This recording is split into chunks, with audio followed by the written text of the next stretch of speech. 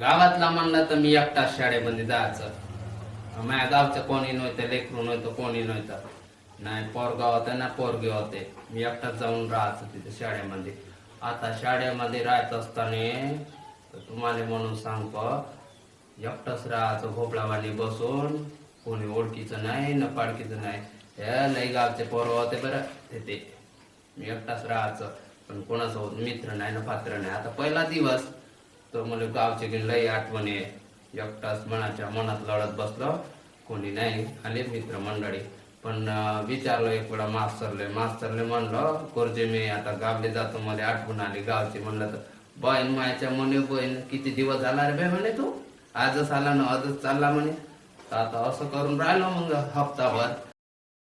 असं करून आम्हाला हप्त्याला जा म्हणे.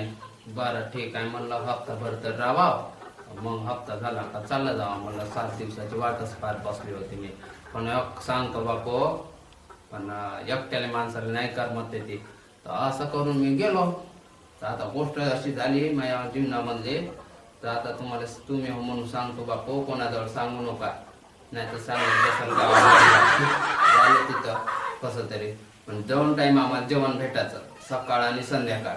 म्हणलं आता मग एवढे दिवस उपाशी राहायचं नाही का, दुपारी की काही खावायला भेटायचं नाही. तर मग का करायचं, मी संध्याकाळी दाबून जेवलं का झालं. मग संध्याकाळी चांगलं दाबूनच जेवायचं आणि सकाळी की जेवायचं झालं चांगलं दाबूनच जेवायचं. मग काही राहू मग पोटाने पारायचं नाही, पोट भरून जेवायचं. आता ऊन पावसाळा लागल्याचा पावसाळ्याचा दिवस होता. बदा बदा रुया पाऊस चालू होता. या गडगड करे रुया पाऊस चालू होता. बाबा बाबा म्हणले काव रे पाऊस रे बापा बापा बापा. खूपच जे पाऊस या मला तर का नाही असं निघूशा ना वाटे. एवढं चिक वल्ल वल्ल राहायचं. आमचा सलापर राहायचं बरं आम्ही. आमचं काही नाही, पण बाहेर खेळायला काही जागा नव्हती, अंदरच राहायचं.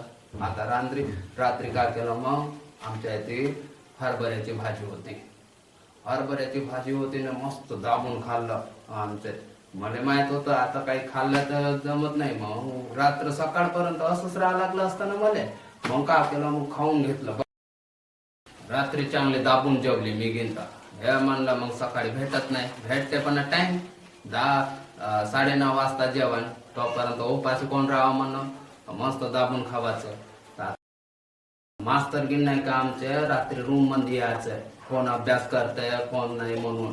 हो बाप्पा लय कडक आमचं शाळेच्या वेळेत. एक वेळा काय झालं, तसंच पुस्तक घेतलं ना छातावर ठेवलं ना झोपून गेलं.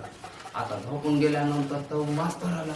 आता एका पोरानं मला हात घालून म्हणे ओट ना म्हणे. ते मास्तर आला ना म्हणे, गुरुजी येत आहे ना म्हणे.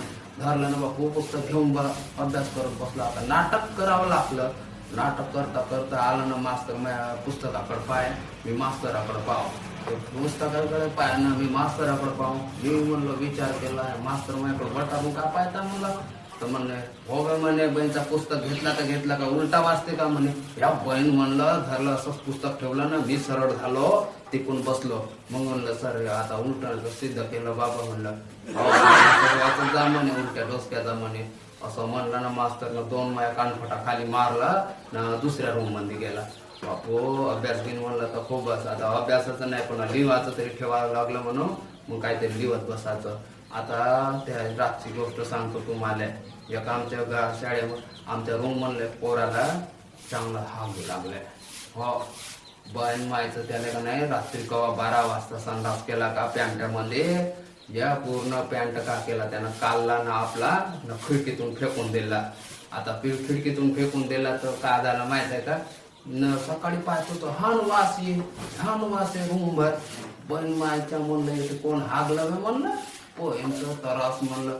आता काही जण इकडं तिकडं. मग आम्ही स्वतः शंकर्यासो म्हणे बहीण मायचं लेखाचं काले खाते म्हणलं एवढं न पोट हागाला येतपर्यंत बहीणचा त्रास म्हणलं. त्यानं का केलं शिवा दिला. आता आम्ही त्याला कसं तरी शिवा देऊन टाकलो.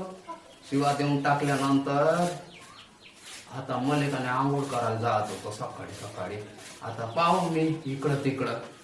बहीण म्हणते माझा टावेल दिसे नाही. या म्हणलं टावेल गेला कुठं म्हणलं. इकडं पाव तिकडं पाव. असं एक राळ होता आमच्या इथे लावून. त्या राळवर आम्ही टावेल चड्ड्या वेड्या वारू घालायचं पॅन्ट धुतलेले.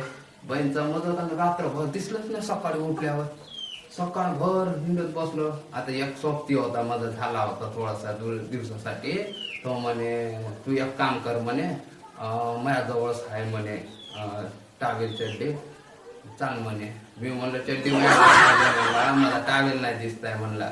तर म्हणे चाल ना म्हणे, माझ्याजवळ टावेल आहे ना. या म्हणला मी नाही जात येस म्हणला. मग आज तू यायला घेईन तर मग उद्या मला कुठून आनंद दे म्हणलं. आता तू चाल म्हणताय म्हणलं, मी नाही येत म्हणलं, मला टावेल पाव दे म्हणलं.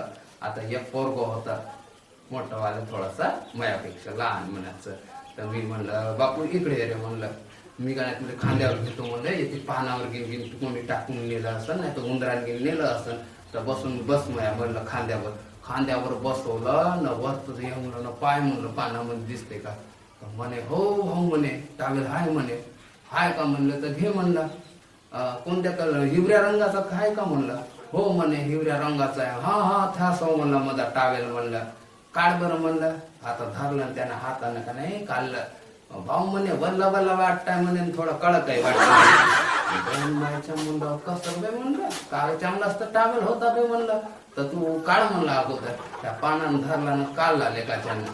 काढल्या दशीने द्या घमघम वास आले रे बाप्पा या या. त्यानं हातातच धरला बाईचा. मग विचार केला अरे अरे बाईच्या शंकर का माझा टावेलच भेटला का पुसासाठी म्हणलं. त्यानं का बापू म्हणलं धरला ना माझा पॅन्ट टावेलला पुसला, संडास केला तर त्याची टेवून टाकून दिला. मी म्हणलं तरे म्हणलं साला शंकर्या मोठा बदमाश लेकाचा का मजाच टावेल दिसला का. त्याने म्हणलं मग पोरं म्हणे काय आता म्हणे टावेल घेऊन बांध म्हणे नवीन वाला.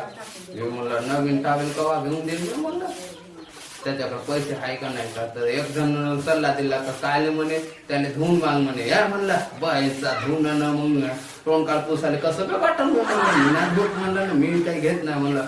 धरला ना मी नाही फेकून दिला टावेल. बापू अशी गंमत झाली.